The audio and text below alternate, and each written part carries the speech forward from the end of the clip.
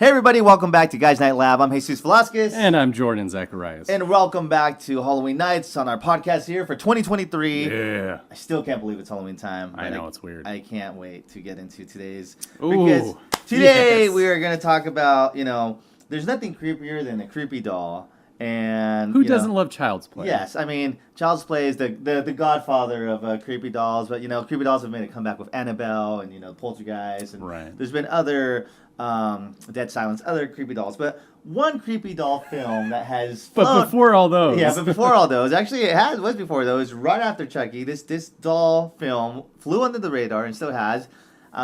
We just saw it for the very first time. Yes, I watched it when I was a kid, of course, but it's been so long that I can't remember. I just remember it creeped me out as a kid, but I haven't seen it since then. So we recently watched it again, and unfortunately, I don't think it stands the test of time. But before we get to that, the name of this marvelous movie that you should check out is called Dolly Dearest. Dolly Dearest. Yes. And so I remember watching this movie as a kid. The doll in itself looks really creepy. Yeah. The special effects are actually cool. Yeah. So anyways. It's the movie that's the problem. The movie in itself is kind of like...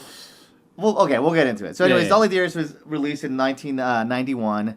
And it was released in Halloween. But it was direct-to-video. So...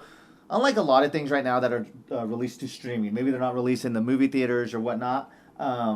Back in the day, in the 80s and 90s, if something was released to direct-to-video, that means it was really low budget. Right. So now streaming, they might have a higher budget, and even if it goes through streaming instead of theatrical release. Back in the day, when it was released to video, it was lower budget. So it was lower budget. But the thing is, you got a doll. You could kind of work with the low budget. Right, But right. I don't know what they were doing with the story here, but it was kind of weird.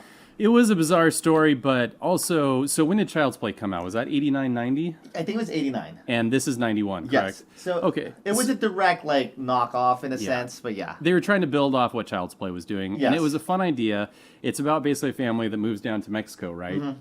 So it's a more affluent white family. Yes. Moves down to Mexico, and their daughter finds this. Well, in the very beginning of the movie, something weird happens where some evil escapes from some mine shaft, basically. Yeah, some like a tomb or something. Yeah. And it invades this local factory or this little weird tiny shed factory of these dolls. And obviously, this evil has possessed 4 of these dolls. You think just one at first, but basically, this girl gets a hold of one of the dolls, and then all of a sudden, it turns into she's doing weird things with the dolls. She's talking to it.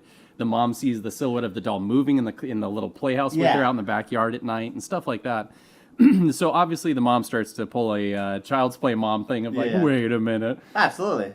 But it kind of they did a good job building some suspense with it, but it just didn't really go anywhere. Well, I think the thing was okay, here's the thing. So in the original Child's Play, there's been kind of these podcasts and people that say what was great about it is they kind of build up to this idea of is Andy the murderer or is it the doll? But obviously in the very beginning of the movie, you show Brad Dourif, who voices Chucky, go into Chucky. So it's Chucky automatically doing all the killings. Yeah. But it does kind of play out who killed it, Right. But in here, it's that the doll's possessed and the doll is killing it. But at the same time, the daughter who has the doll is getting kind of possessed too. She's getting possessed by the doll and almost turning into a doll herself is what it seems like. So that kind of was really weird. I'm okay. But there's some cool creepy parts. At one point the mom is let's just take Dolly away, dear, from whatever. She's don't touch my doll.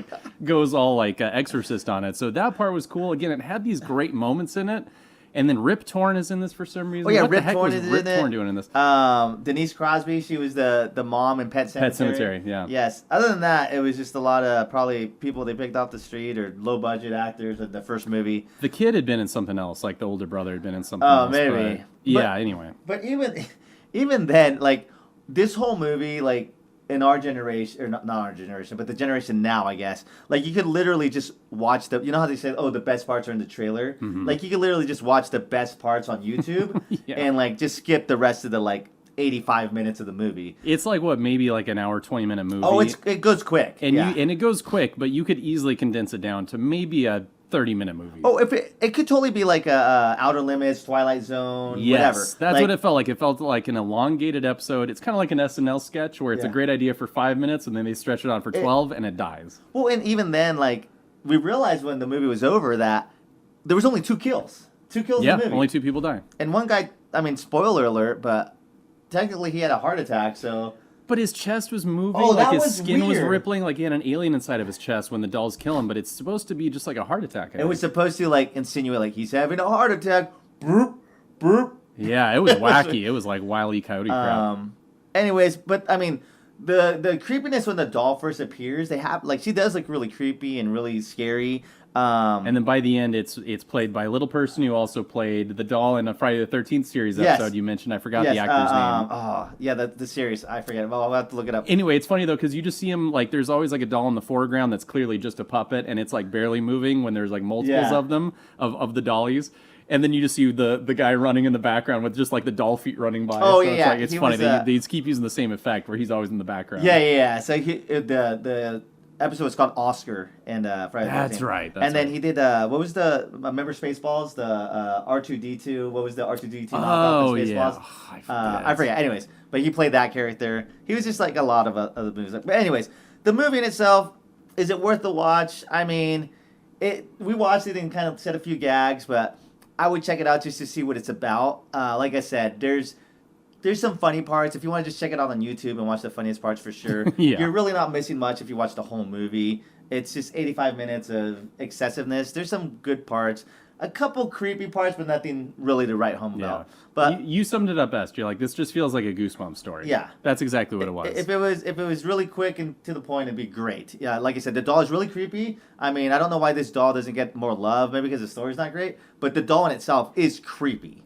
Yeah, but just as creepy as the son going around, like, as basically the factory, whatever showrunner, whatever. Like, he was the one who's just like, I'm working on some blueprints for fun and stuff like that. The son was awesome. The son is crazy. But anyways, the son has a great line in the movie too. With he has a shotgun and he shoots the doll, and so you could watch that. You could YouTube that. So, anyways, Dolly Dearest, check it out. I'd say YouTube clip it. It's kind of fun that way.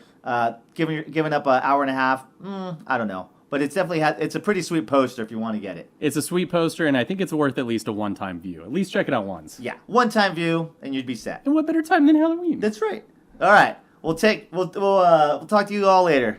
All right, have a good my Halloween. little Dolly Dearest. Yeah. All right.